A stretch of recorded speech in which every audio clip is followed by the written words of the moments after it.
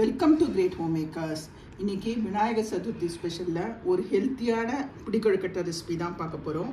ராகி மாவு, கருப்பட்டி, சக்கரவள்ளி கிழங்கு போட்டு ஒரு ஹெல்த்தியான பிடிக்கொழுக்கட்டை ரெசிபி தான் இது. இது எப்படி பண்ணுறதுன்னு இப்போ கொழுக்கட்டைக்கு என்னெல்லாம் தேவைன்னு பார்த்துடலாமா? ஃபஸ்ட்டு 1 கப் ராகி மாவு. நீங்கள் எந்த கப்பில் வேணால் மெஷர்மெண்ட் வந்து அளந்துக்கலாம். 1.25 கப் கருப்பட்டி எடுத்திருக்கேன். கருப்பட்டி இல்லை அப்படின்னா நீங்கள் வெல்லம் எடுத்துக்கலாம். 1/2 கப் ஃப்ரெஷ் தேங்காய், ஒரு சின்ன சைஸ் ஒரு மீடியம் சைஸ் சக்கரவள்ளி கிழங்கு, ஏலக்காய் பவுடர் ஒரு 1/2 டீஸ்பூன், நெய் வந்து ஒரு 2 டீஸ்பூன்.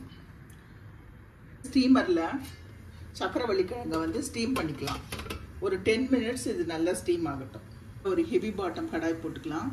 ஃபஸ்ட்டு நம்ம எடுத்து வச்ச ராகி மாவை போட்டு இதை வந்து ஒரு 5 நிமிஷத்துக்கு நல்லா ஃப்ரை பண்ணிக்க போகிறோம். ட்ரையாக தான் ஃப்ரை பண்ணுறேன், வெறும் வானலியில். நல்லா மீடியம் ஃப்ளேமில் கைவிடாமல் ஒரு 5 நிமிஷம் நல்லா இதை ட்ரை ஃப்ரை பண்ணிட்டேன். இப்போது இதை ஒரு தட்டில் ட்ரான்ஸ்ஃபர் பண்ணிக்கலாம். எந்த கப்பில் மாவு எடுத்தேனோ அதே கப்பில் 1.5 கப் தண்ணி ஆட் பண்ணிக்கிறேன். நம்ம எடுத்து வச்ச கருப்பட்டியை ஆட் பண்ணிக்கலாம். இது ஃபஸ்ட்டு நல்லா கரையட்டும். கருப்பட்டி கரைஞ்சதும் ஃபஸ்ட்டு இதை நம்ம வடிகட்டிக்கலாம்.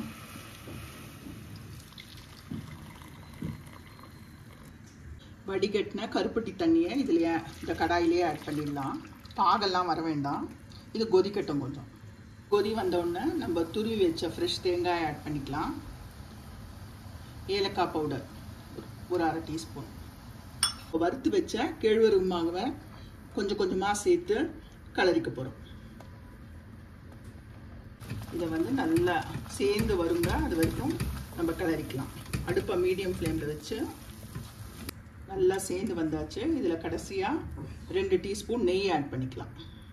அடுப்பை ஆஃப் பண்ணிடலாம். இது நல்லா ஆறட்டும்.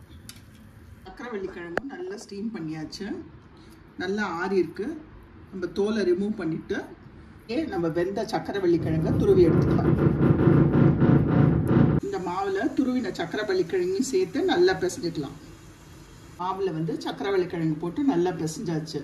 இது ஒரு நல்ல ஒரு ஹெல்த்தியான கொழுக்கட்டைங்க.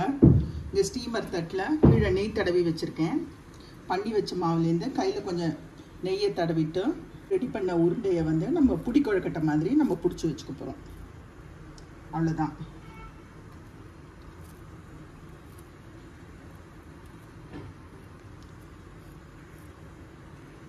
நல்லா ஹாட்டாக இருக்குது. நம்ம பண்ணி வச்ச புடி கொழுக்கட்டையை உள்ளே வச்சு ஒரு 10 to 12 மினிட்ஸ் இதை ஸ்டீம் பண்ணலாம். ஒரு 10 மினிட்ஸ் ஆயாச்சு. பாருங்கள், கொழுக்கட்டையெல்லாம் நல்லா வெந்திருக்கு.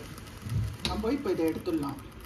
இதை அப்படியே இறக்கி வச்சிடலாம். நல்லா ஆறட்டும். ஆறின அப்புறமா எடுக்கலாம்.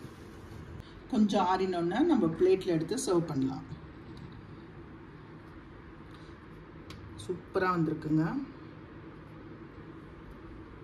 இந்த கொழுக்கட்டை வந்து ரொம்ப ஹெல்த்தியான கொழுக்கட்டைங்க. ரொம்ப சாஃப்டாக ரொம்ப சூப்பராக இருக்கும். பசங்களுக்கெல்லாம் ரொம்ப பிடிக்கும். கண்டிப்பாக இதை ட்ரை பண்ணி பாருங்கள். உங்கள் கமெண்ட்ஸை சொல்லுங்கள். Like, share, subscribe to this channel. Thank you.